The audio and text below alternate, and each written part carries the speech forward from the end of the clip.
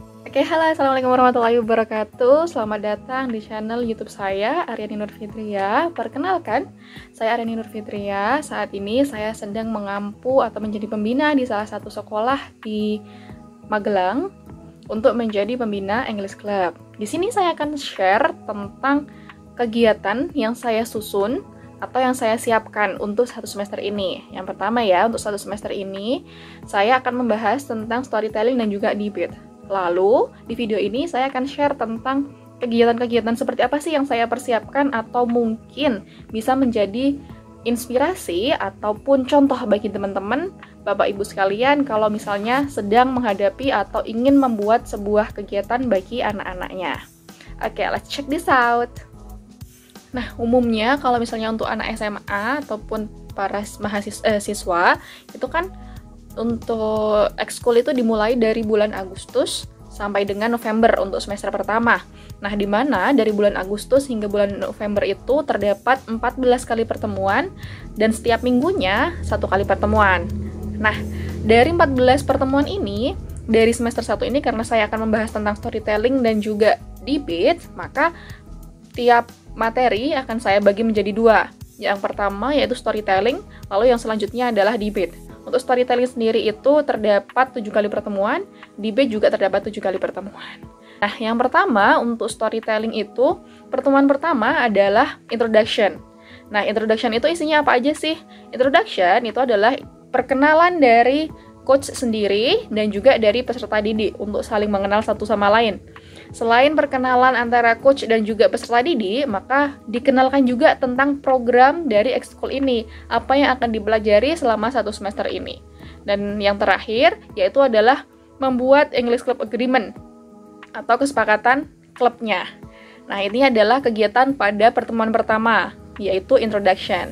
Lalu pada pertemuan pertama juga jangan lupa Bapak Ibu untuk mempersiapkan sebuah template perkenalan kepada peserta didik. Karena seperti yang kita ketahui bahwa biasanya anak-anak itu belum mempunyai template untuk diri mereka ketika mereka akan presentasi.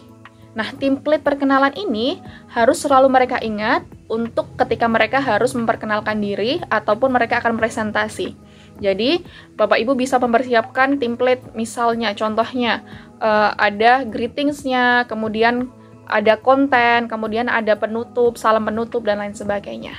Oke, yang selanjutnya pada pertemuan kedua. Pertemuan kedua itu sudah masuk kepada perkenalan ke storytelling terhadap siswa. Jadi, isi-isi dari storytellingnya, kemudian penilaiannya seperti apa saja aspek yang dinilai ketika melaksanakan storytelling. Setelah itu, kita putarkan sebuah video. Nah, Bapak Ibu bisa mencari sendiri video yang mungkin cocok dengan peserta didiknya itu seperti apa. Nah, setelah diputar videonya, maka kita relate-kan, kita sambungkan antara penjelasan di awal dengan video yang sudah ditonton. Nah, setelah itu kita berusaha untuk membuat peserta didik itu penasaran dengan storytelling. Mereka ingin belajar lebih cara melakukan storytelling itu sendiri. Nah, jangan lupa di pertemuan kedua ini juga selalu diberikan ice breaking kalau bisa ya Bapak Ibu. Nah, yang selanjutnya kita masuk ke pertemuan ketiga. Di pertemuan ketiga sendiri masih masuk storytelling, yaitu ada script reading atau pembacaan sebuah naskah. Nah, saran saya untuk pertemuan ketiga hingga pertemuan terakhir, gunakan 1 naskah saja. Dari pertemuan ketiga ini, karena sudah masuk kepada pembacaan sebuah naskah.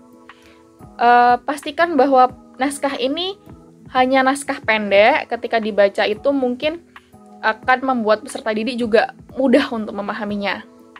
Untuk saran kegiatannya, bisa buat kelompok dari anak-anak terdiri dari 3 hingga 5 peserta didik, sehingga nanti peserta didik itu mereka semua akan belajar saling memberikan feedback gitu. Kalau misalnya terlalu banyak seperti yang kita ketahui, mereka akan suka untuk ramai sendiri atau mungkin bahkan akan keluar dari pembatasan apa yang sudah kita batasi atau kita minta mereka untuk mempelajari gitu. Nah, di dalam grup itu kita minta untuk berdiskusi dan memahami isi dari naskah itu. Karena di sini masih pembacaan sebuah naskah. Nah, di akhir kita minta dari perwakilan kelompok itu untuk menceritakan ulang dari pemahaman kelompok mereka. Karena mereka sudah membuat mungkin rangkuman ataupun bagaimana cara kelompok itu untuk memahami sebuah cerita itu. Nah, minta mereka untuk menyampaikan pendapatnya atau pemahamannya di depan kelas. Nah, jangan lupa ketika menyampaikan pendapatnya ini boleh untuk menggunakan bahasa Indonesia terlebih dahulu.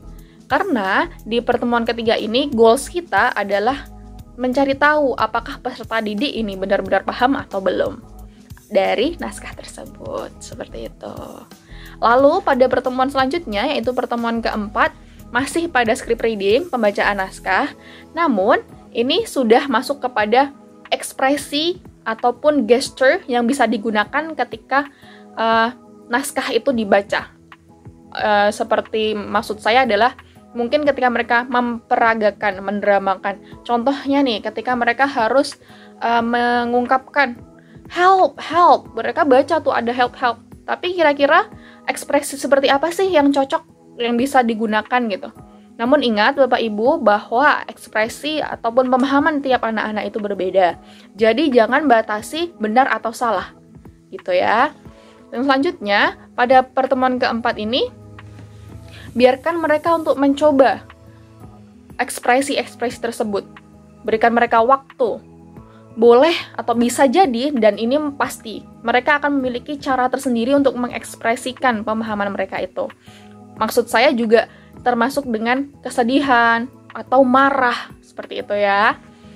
Nah, lalu biarkan mereka juga untuk diberi waktu untuk mencoba membaca naskah tersebut dengan ekspresi yang sudah mereka pahami atau mungkin sudah mereka siapkan untuk membaca naskah itu gitu ya. Kalaupun misalkan mereka sudah mampu, seperti pertemuan selanjutnya, minta mereka untuk praktek di depan kelas. Mungkin perwakilan. Kalau mereka masih terlalu banyak, bisa dibuat grup ataupun bisa secara globally. Bapak Ibu minta 2 atau 3 peserta didik untuk mencoba maju ke depan mempraktekannya. Nah, di pertemuan keempat ini jangan lupa untuk minta peserta didik mengingat-ingat di rumah tentang teks tersebut. Karena pada di pertemuan selanjutnya, yaitu pada pertemuan kelima, kita akan meminta mereka untuk mencoba praktek. Namun, seperti yang kita ketahui, biasanya pun ini karena hanya ekskul, bukan hanya ya, karena ekskul jadi lebihan waktu gitu. Itu pasti mereka sudah memiliki tugas di lain ekskul ini. Jadi pada pertemuan kelima ini, tanyai peserta didik apakah mereka sudah mengingat-ingat atau belum tentang naskahnya. Kalau belum, beri waktu kepada peserta didik 20 hingga 30 menit untuk memahami serta mengingat-ingat kembali tentang naskahnya. Nah, kalau udah, minta 1-3 perwakilan dari peserta didik untuk praktek di depan kelas. Lalu, pada pertemuan kelima, jangan lupa untuk meminta peserta didik mempersiapkan propertinya, karena pada pertemuan keenam mereka akan melakukan penilaian atau praktek. Kalau misalnya Bapak Ibu tidak menghendaki untuk adanya penilaian, maka Bapak Ibu bisa meminta mereka untuk membawa properti ketika mereka mempraktekkan naskah tersebut. Namun, ingat juga Bapak Ibu, kalau saran dari saya, pastikan mereka tidak membeli, namun membuat atau membawa seadanya yang ada di rumah. Gitu. Lalu pada pertemuan ke-6, maka mereka sudah diminta untuk praktik dari storytelling itu, menggunakan properti dan penilaian yang Bapak Ibu bisa siapkan sebelumnya. Nah, pastikan untuk kriteria penilaian disampaikan pada pertemuan kelima atau pada pertemuan sebelumnya, sehingga peserta didik tahu apa yang harus mereka persiapkan. Lalu pada pertemuan terakhir pada materi storytelling atau pertemuan ke-7, Bapak Ibu mungkin masih akan melanjutkan penilaian atau praktek satu persatu peserta didik. Karena berdasarkan pengalaman saya, tidak cukup hanya 1 kali pertemuan, bahkan 2 kali pertemuan masih kurang. Karena terdapat 30 peserta didik yang mengikuti English Club.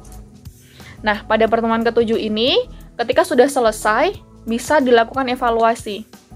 Nah, evaluasi ini bisa terdiri dari evaluasi akan pembelajaran apa yang sudah mereka pelajari pada materi storytelling ini, dan juga evaluasi dari kegiatan pembelajaran secara keseluruhan, serta evaluasi dari penyampaian pribadi guru atau pembina itu sendiri.